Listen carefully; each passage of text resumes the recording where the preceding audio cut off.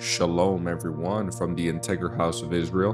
I'm going to be going over the last Aliyah from Parashah, Tazria. I'll be reading today from the book of Leviticus, chapter 13, verse 55 through 59. And I'll also be reading from the book of Luke, chapter 7, verse 18 through 23. Then the priest must examine the object again. If he finds that the contaminated area has not changed color after being washed, even if it did not spread, the object is defiled. It must be completely burned up, whether the contaminated spot is on the inside or outside.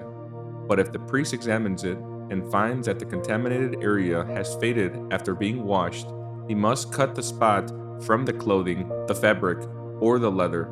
If the spot later reappears on the clothing, the fabric, or the leather article, the mildew is clearly spreading, and the contaminated object must be burned up.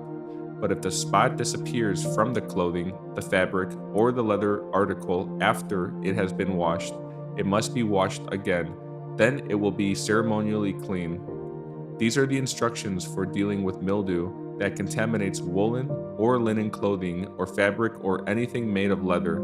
This is how the priest will determine whether these items are ceremonially clean or unclean. Next, I'll be reading from the book of Luke, chapter 7, verse 18 through 23.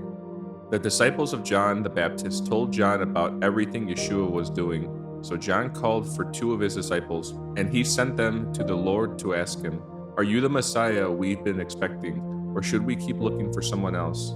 John's two disciples found Yeshua and said to him, "John the Baptist sent us to ask, 'Are you the Messiah we've been expecting, or should we keep looking for someone else?'"